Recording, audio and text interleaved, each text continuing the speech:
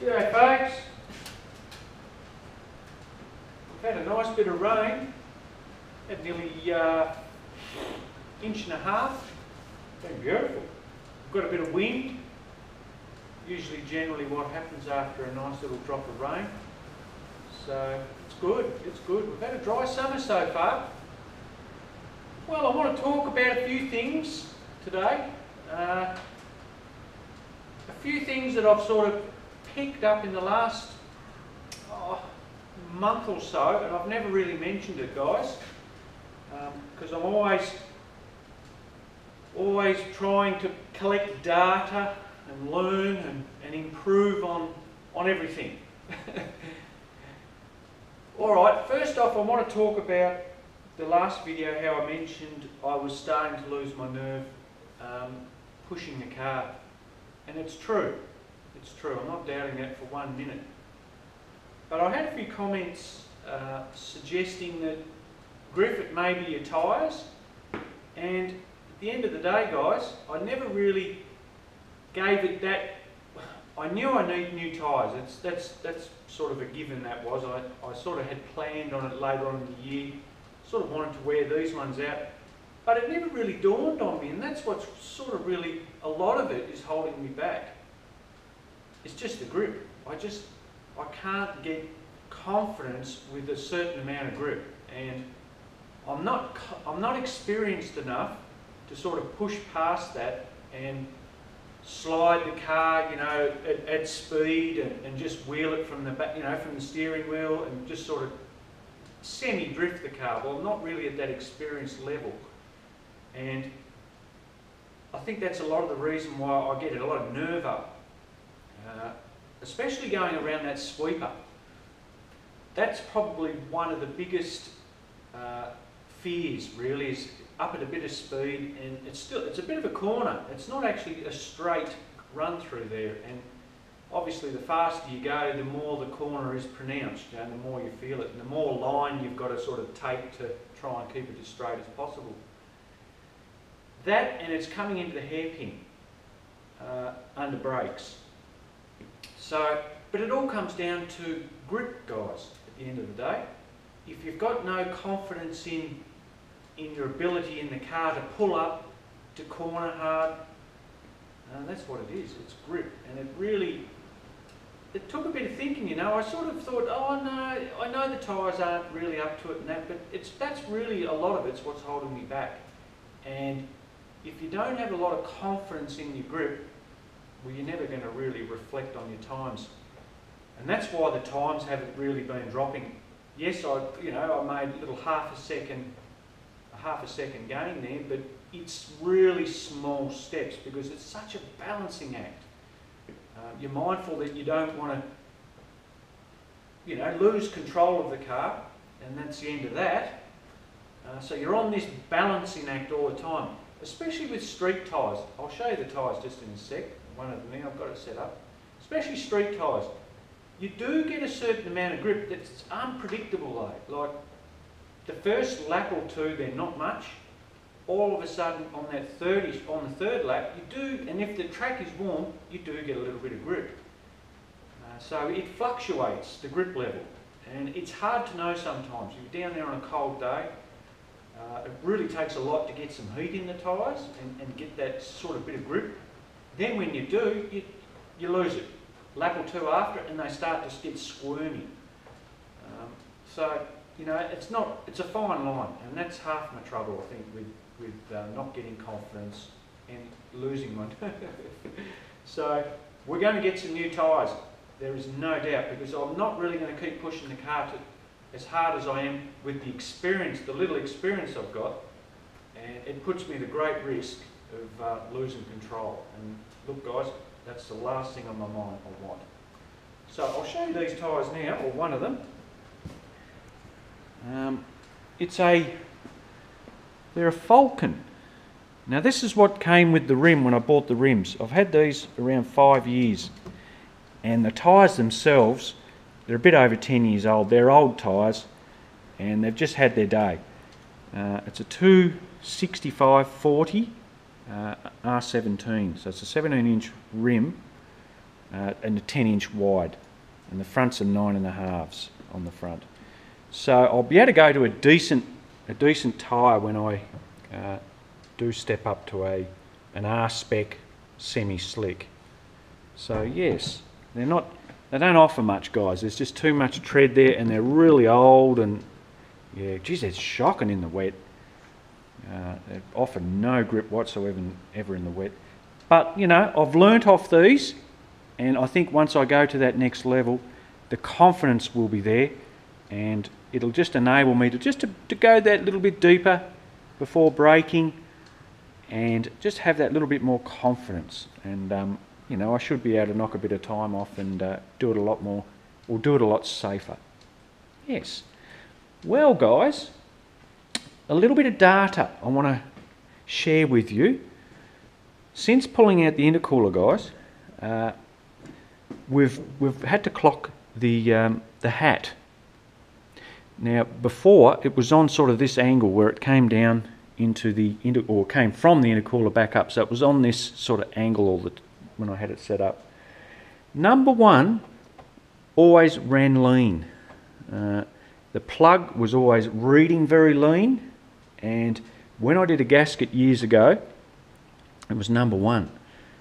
Since we've clocked it back around this way, guys, and I've never mentioned it, but we don't get any lean cylinders. I've just actually pulled the plugs out, and I've had them out, you know, a lot of times before, but this time round I pulled them out and I re-gapped them 43 thousandths, so I've opened it up a little bit, and all the readings of the plugs are very similar. There's no lighter ones, there's no extremely rich ones, and that's telling me now that since I've clocked it round this way, we're getting an even distribution through the whole, on all the cylinders, which is really nice. For some reason, having it this way, originally that way, it seemed to upset number one. I'm not sure if it sort of came around and sort of didn't get a chance to sort of tuck back in around that way with the air fuel, but it always ran that little bit leaner. And number 8 is actually the richest one out of a lot of them. Back when I had it clocked this way, it was always really pig rich, that plug, and this was always really lean. There was quite a difference every time I sort of check on them. But now it's clocked this way, they're very even, which is really nice. It's nice to know that. So it does make a difference when you clock these hats. I've heard people, you know, say that if you turn them around one way, they'll read different in your plugs, or your air fuels on certain cylinders will suffer, and it's true. So that was interesting. Alright guys, well, I've had my son, he went and picked me up a cheap little taco from town the other day, so that's really nice. I let my son sort of do that. It's a SAS brand, so it's the same as my boost gauge. Guys, I'm not big on spending huge dollars on gauges. That's just me. I tend to spend it elsewhere. I know that you need an accurate reading, but at the end of the day, if they're working, for example, this little cheap gauge here is around 8 pound shy. So if we're running 40 pound on this, I know there's 48 pound because I referenced off my accumulator that had a really good gauge off it, and it was reading higher off the accumulator. So that's nice to know. So if you've just got an idea on where you stand and with your gauges, and look, to me, I don't think you have to go out and buy crazy expensive ones. I did spend the money on the air fuel sensor. I felt that's very critical, but no, I'm very happy with the little taco that my son bought, so that means a lot to me, you know, guys. So yes, I'll show you this before I sign out. I've moved the